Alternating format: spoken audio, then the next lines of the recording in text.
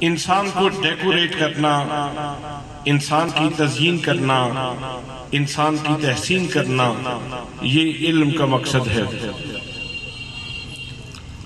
اور انسان کے حوالے سے ہی پھر معاشروں کی تشکیل ہوتی ہے۔ کسی بھی معاشرے میں 3 طرح کے افراد پائے جاتے ہیں، اور جس طرح کے افراد زیادہ پائے جائیں گے اس معاشرے کا تشخص، اس معاشرے کا تعین اور اس معاشرے کا انٹروڈکشن وہی متعین ہوگا۔ پہلی قسم کسی بھی انسانی معاشرے میں جن لوگوں کی پائی جاتی ہے وہ لوگ ہوتے ہیں جو اپنا حق تو مانگتے ہیں لیکن فرائض کی ادائیگی میں کوتاہی کرتے ہیں۔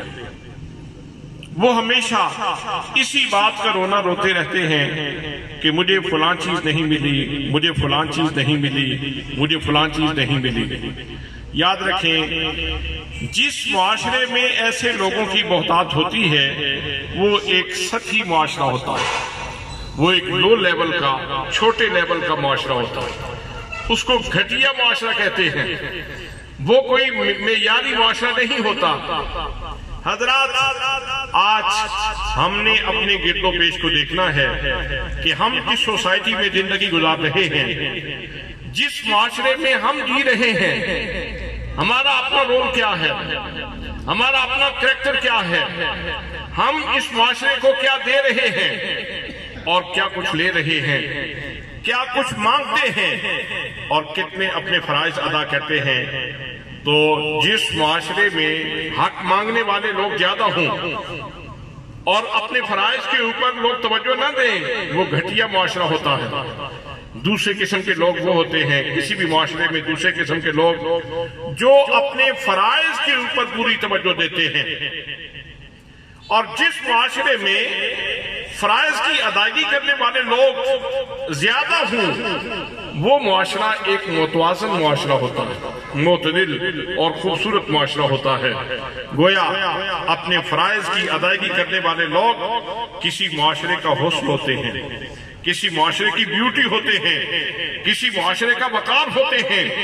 اس لیے برادران اسلام، یہ دانشگاہ، یہ شعور کی آماجگاہ جسے سکول کہا جائے، جسے کالج کہا جائے، جسے یونیورسٹی کہا جائے، یہ وہ جگہ ہیں جہاں سے بچوں کو یہ شعور ملنا چاہیے کہ آپ نے اپنے فرائض کی ادائیگی کے اوپر کتنی توجہ دینی ہے۔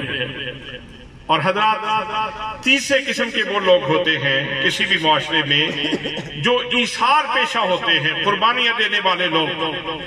قربانیاں دینے والے لوگ، جس معاشرے میں قربانیاں دینے والے لوگ ہوں وہ معاشرہ آئیڈیل معاشرہ ہوتا ہے، وہ اعلیٰ ترین معاشرہ ہوتا ہے، وہ خوبصورت ترین معاشرہ ہوتا ہے۔ برادران اسلام، نبی مکرم پیغمبر انقلاب سرکار دو عالم صلی اللہ تعالیٰ علیہ وسلم ارشاد فرماتے ہیں، انما بعثت معلما۔ ویسے تو منصب نبوت بھی آپ کے پاس ہے، منصب رسالت بھی آپ کے پاس ہے، بلکہ کائنات کی ہر بلندی آپ کے قدم چوم رہی ہے، کائنات کا وقار نبی کریم صلی اللہ علیہ وسلم کے قدم چوم رہا ہے، لیکن آپ ارشاد فرماتے ہیں انما بعثت معلما، میں معلم بنا کر کے بھیجا گیا ہوں۔ جب نبی کریم صلی اللہ علیہ وسلم نے اپنا یہ فریضہ ادا کیا تو کیسے لوگ تیار ہوئے اور کس ماحول میں آپ نے چراغ جلایا، اس معاشرے کی پہلے کیفیت کیا تھی اور پھر انقلاب کیسے آیا، صبح نو کیسے طلوع ہوئی، روشنی کیسے پھیلی، اجالا کیسے پھیلا، اندھیرے کیسے کافور ہوئے، تاریکیاں کیسے ختم ہوئیں۔ زمانہ گواہ ہے، وہ لوگ اجڑ تھے، جاہل تھے، ڈکیتیاں کرنے والے قذاب تھے، لوگوں کی آبروریزی کرنے والے لوگ تھے، وہ لوگوں کی عصمت دری کرنے والے لوگ تھے، لیکن جب نبی کریم صلی اللہ علیہ وسلم نے اپنا دسترخوان علم پھیلا دیا تو پھر اس دسترخوان علم سے استفادہ کر کے پھر وہی لوگ آج پوری انسانی تاریخ کا وقار بنتے ہیں۔ آج جب سدھرے ہوئے، سنورے ہوئے،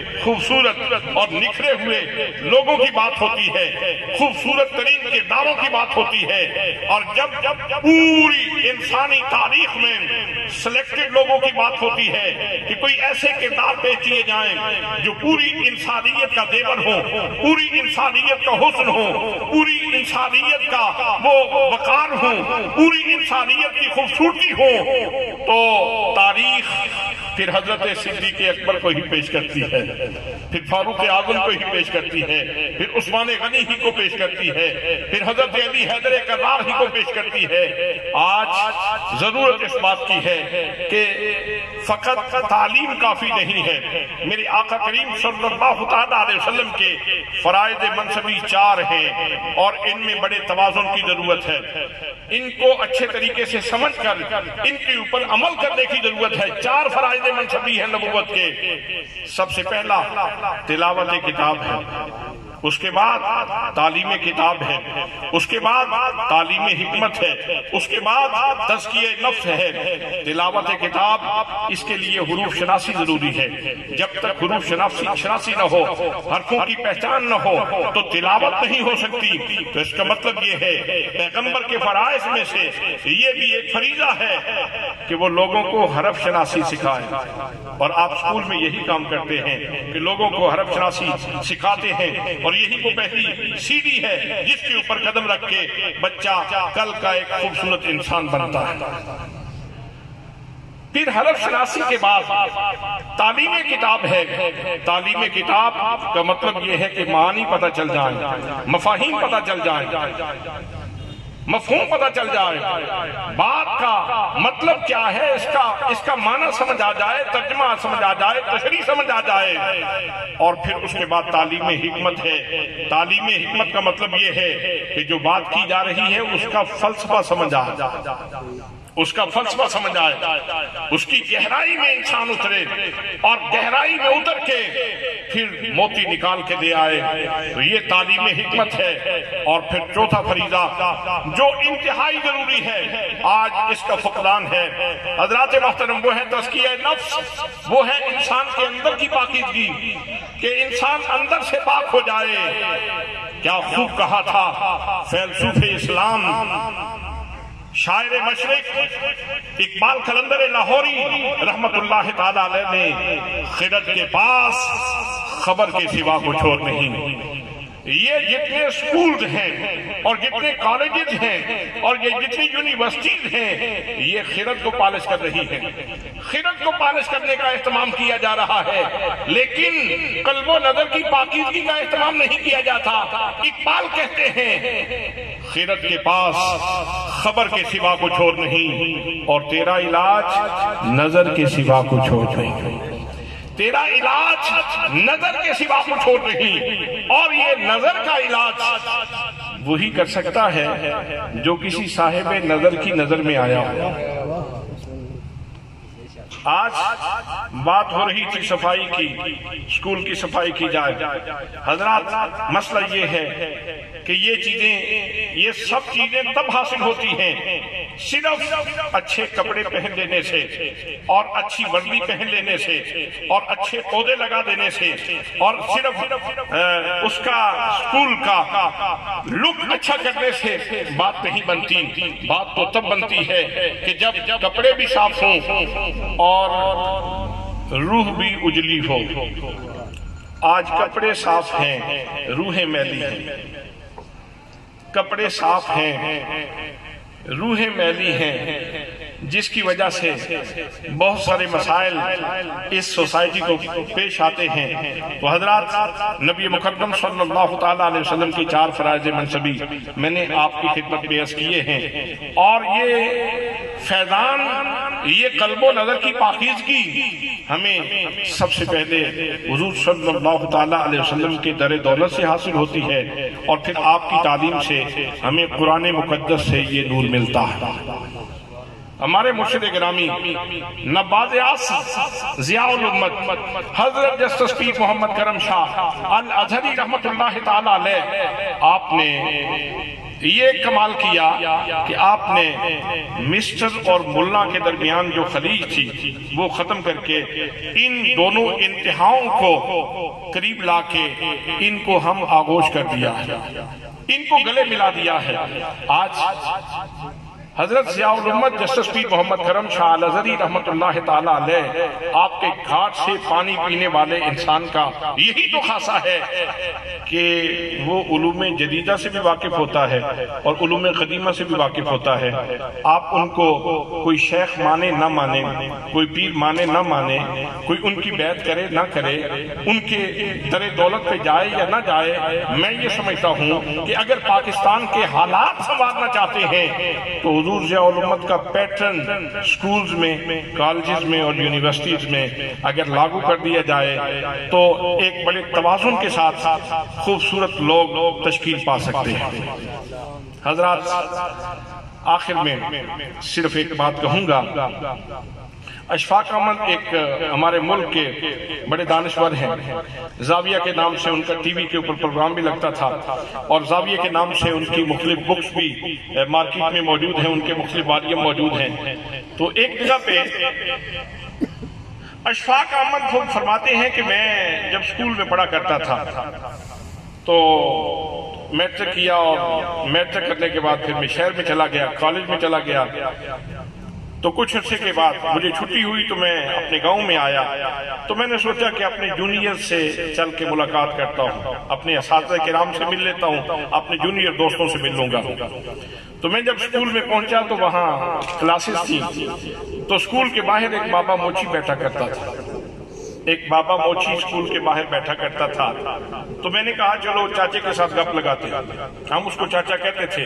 اس کے پاس میں بیٹھ گیا تو وہ مجھے کہنے لگا اشفاق احمد آج کل کالج میں پڑھتے ہو تو سنا ہے کہ کالج میں بڑا نالج ہوتا ہے، تو کوئی بات ہی سناؤ۔ تو اشفاق صاحب کہتے ہیں کہ میں نے نا ایک وہ کہتے ہیں اندھے کو اندھیرے میں بڑی دور کی سوجی، میں نے کہا کوئی ایسی بات سناؤں نا، بابا ورت حیرت میں ڈوب جاتا، بابا میرے علم کی داد دے۔ میں نے کہا چاچا یہ مکھی ہے نا جو ہمارے جسم کے اوپر بیٹھتی ہے اور ہم اس کو بیٹھنے نہیں دیتے، اس مکھی کی آنکھ میں 3000 محدب عدسہ ہے، 3000 محدب عدسہ ہے اس مکھی کی آنکھ میں، جبکہ ہماری آنکھ میں 1 محدب عدسہ ہے۔ ہم 1 محدب عدسے کے ساتھ دیکھتے ہیں، دائیں بھی دیکھتے ہیں، بائیں بھی دیکھتے ہیں، اوپر بھی دیکھتے ہیں، نیچے بھی دیکھتے ہیں۔ تو جب ہمارا 1 محدب عدسہ اتنا کام کرتا ہے تو جس کی آنکھ میں 3000 محدب عدسے ہیں وہ کس کس اینگل سے اور کس کس زاویے سے دیکھتی ہوگی۔ جب میں نے یہ بات کہی تو میری توقع تو یہ تھی کہ بابا کہے گا واہ واہ واہ کمال کر دیا اشفاق احمد، کیا بات تم نے سنائی، لیکن میری اس امید کے برعکس ہوا۔